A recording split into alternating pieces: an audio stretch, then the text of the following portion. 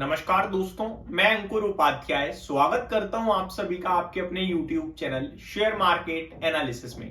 कल आरबीआई की पॉलिसी आ चुकी है और पॉलिसी के बाद भारतीय बाजार में गिरावट देखने को मिली। गिरावट के पीछे आई थिंक पॉलिसी रीजन नहीं थी, गिरावट के पीछे रीजन कुछ भी नहीं है। ये जो मार्केट है अब ये टाइम वाइज करेक्शन में जा रहा है।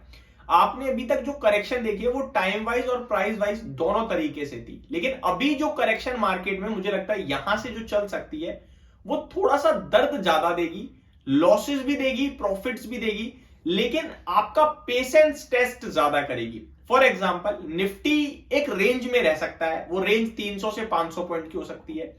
नीचे जाएगा ऊपर भी आएगा, जब ऊपर आएगा तो पोर्टफोलियो शायद उतनी हरी ना हो और जब नीचे जाएगा तो पोर्टफोलियो शायद थोड़ी ज्यादा लाल हो। इस बीच में काफी सारे इन्वेस्टर्स टेंशन लेके या फिर वो जो फ्रस्ट्रेशन होती है ना उसमें शेयर्स को बेच देंगे, लेकिन अगर ये समय बीत गया एक बार तो सब कुछ ठीक है। मार्केट में तेजी होती है, मार्केट में मंदी होती है और मार्केट में साइडवे कंसोलिडेशन भी होता है।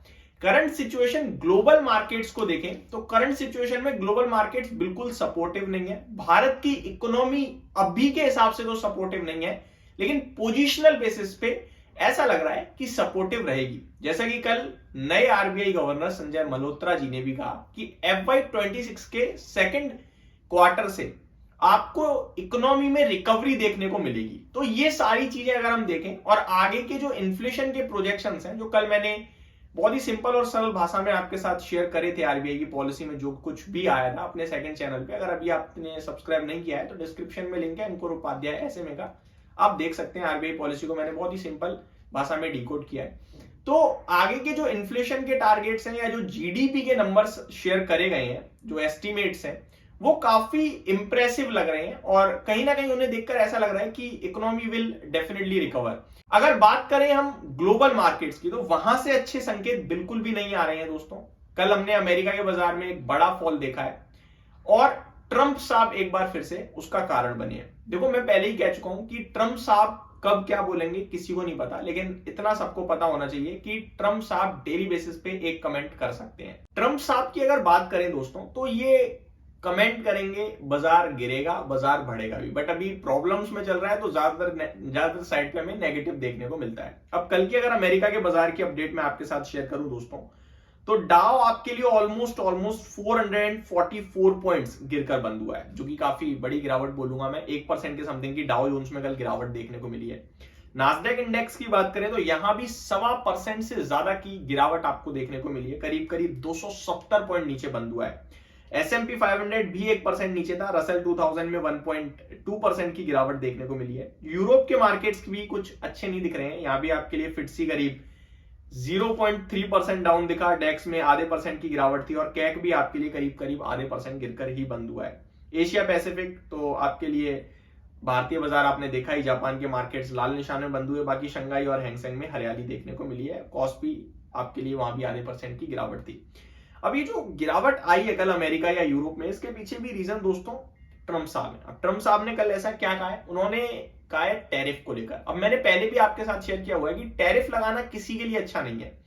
As a citizen of country या फिर एज अ कंट्री, दोनों ही चीजें बड़ी नेगेटिव है। जब आप किसी कंट्री पे टैरिफ लगाते हो तो आपके देश के नागरिकों के लिए चीजें महंगी हो जाती हैं क्योंकि टैक्स बढ़ गया।